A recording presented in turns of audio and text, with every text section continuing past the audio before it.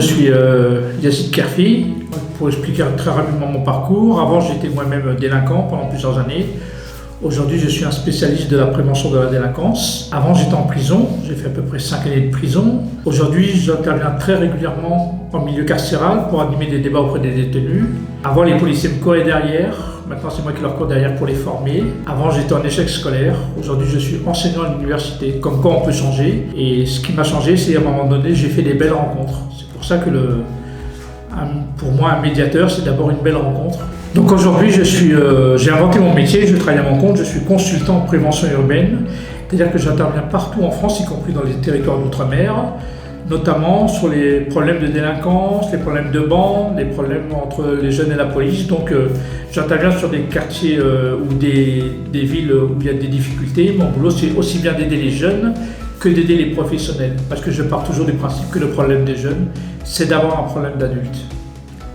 En même temps, je suis enseignant à l'université de Nanterre en master des sciences de l'éducation. Je forme des futurs professionnels qui vont travailler dans les quartiers. Et j'ai monté une association qui s'appelle Médiation Nomade, c'est-à-dire que j'ai un camion, puis j'ai un camping-car, et je m'installe la nuit dans les quartiers, et je crée des espaces de parole, parce que je pars du principe que la parole, c'est plus fort que la violence. Pour moi, les 3 bonnes raisons de se former, c'est d'abord la reconnaissance, pour être reconnu, pour pouvoir bien montrer qu'on sait faire le travail. Ça passe forcément par les diplômes. Sur un CV, les employeurs lisent d'abord le CV, et dans le CV, il y a les diplômes. Première des choses, c'est d'abord pour être reconnu et connu, donc il faut d'abord avoir des diplômes. Deuxièmement, pour comprendre un petit peu tous les phénomènes qui se passent, il y a besoin de se former en même temps. On peut avoir beaucoup de pratiques, mais si on n'a pas de la théorie, forcément, il y a des choses qu'on ne saura pas faire, quoi. Donc on comprend beaucoup de choses à travers la théorie, mais en écoutant aussi des experts, en écoutant des professionnels. Et plus on écoute ces professionnels, plus on essaie de comprendre un petit peu les phénomènes, plus on sera à l'aise sur les territoires.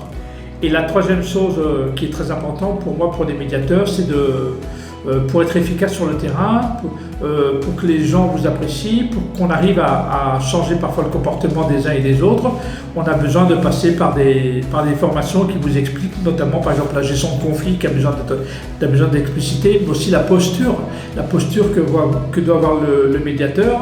Le médiateur social, c'est un métier, c'est pas inné, donc il faut se former à devenir médiateur. Et donc pour être efficace sur le terrain, il y a besoin de se former à ce niveau-là.